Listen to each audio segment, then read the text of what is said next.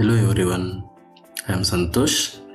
Today we are going to deal with the next topic, that is variables. Variables in C programming. Okay, shall we continue? Let us see why we need variables.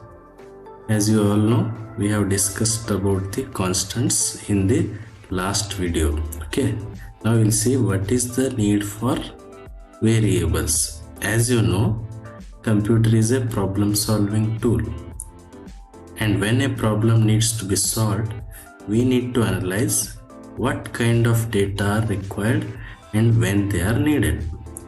But to store those data, we need a container. That container is called as variable. Variables are containers for data. Means we can store the data in variables. Okay, let us see the detailed meaning of variables. A variable in C is a memory location with some name that helps to store some form of data and retrieves it whenever required.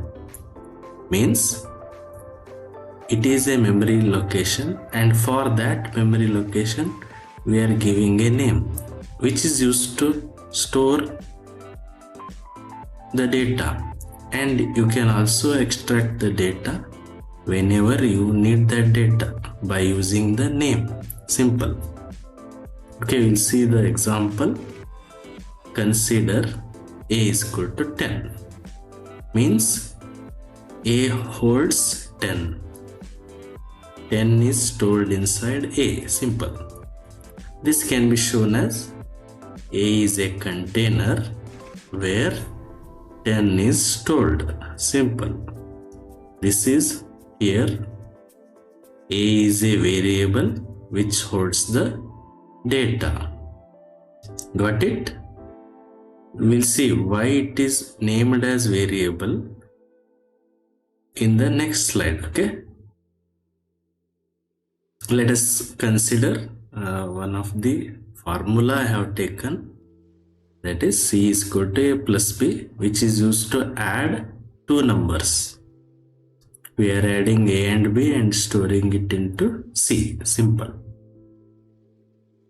Now if you place 10 in A, 20 in B, then the result will be 30, which is stored in C. Here A, B, C are variables. Means in A you can store any value, in B you can store any value, and the result will be dependent on the value of A and B. And A is not a constant. B is also not constant, because you can store any value inside A, you can store any value inside B. According to that, the C value will change automatically depending on the formula. Okay, here A, B, C are variables because according to the user's interest, he will enter the A value, he will enter the B value. Means A and B are not constants, they are variables. Getting my point? Okay. Variables are the names given to storage locations. Here there are three storage locations, A, B and C. You can store any value in A, any value in B, and the result will be in C. Got it? You can see the image also. A variable holds the data. You can store any data. One time it may hold one data, another time it may hold another data. Okay, according to the user's interest. Let's see what might happen during program execution. Means during the program execution the value of the variable may change. That's why it is called as variable or variation. Okay, for example, consider if you want to add two numbers. Okay, this is the simplest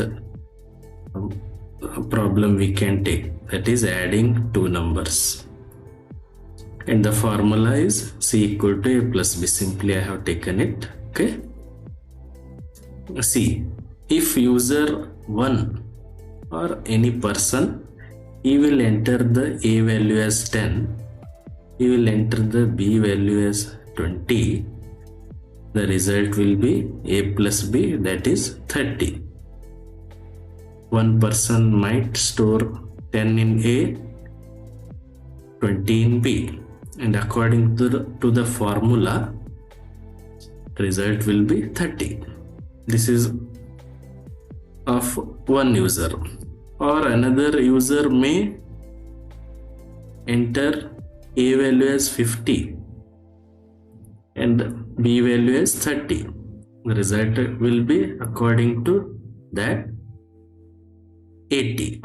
Simple, means a value, the value of a can change, a can vary, the value of b also can change.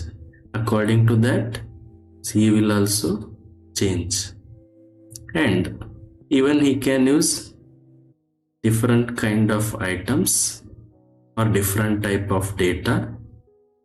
The third person may enter the, or he may store the fraction value, that is 4.5 in a, 5 in b, or 5.0. The result will be 9.5. Means you can see the value of a is changing, value of b is also changing according to the user's interest, and the result will be depending on the user what he enters a and b value. Got it? Now, looking at the earlier examples, we can directly easily define what is variable. Okay, let us see.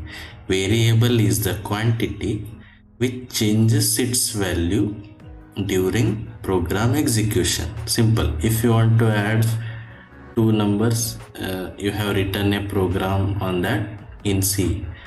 Then if the value of a and b changes, then automatically during program execution c value will change.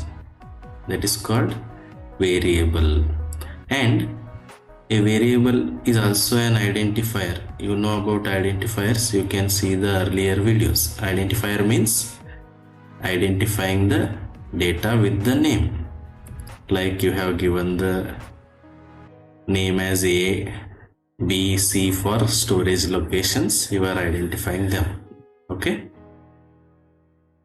let us see how to use them in the program. In C program, how to use them using the syntax or structure. Okay, first we need to write the data type, then variable name, and semicolon is must and should. Okay, data type, variable name means what kind of data a variable can hold, that should be specified. Okay, for example, if I write like this, int a means in the variable a you can store integer value. Variable means it is a container, but what kind of data you can store, that should be specified. That is, int a means, or you can use another data type like float, char, double. Okay, we will see what is data type in the upcoming videos. Okay, int means it is a integer number, whole number, common numbers. Okay, means a can hold a common integer number.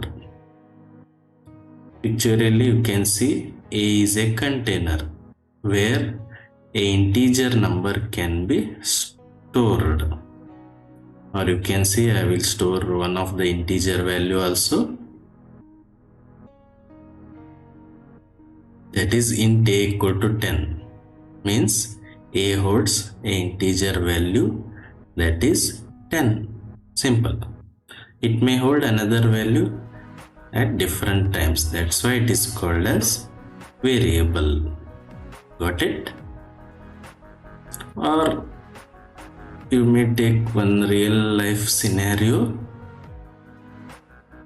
This is the empty glass. Okay, this glass can hold, or this is a container, it can be used to store milk at some time, or it can be used to store any drink, or it can hold any juice at different time.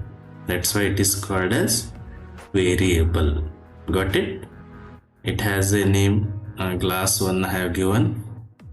Like that we have given names as A, B, C. Okay, where you can store different data at different times. They can be of any type, and type should be specified before entering the data into that container. Okay, got it?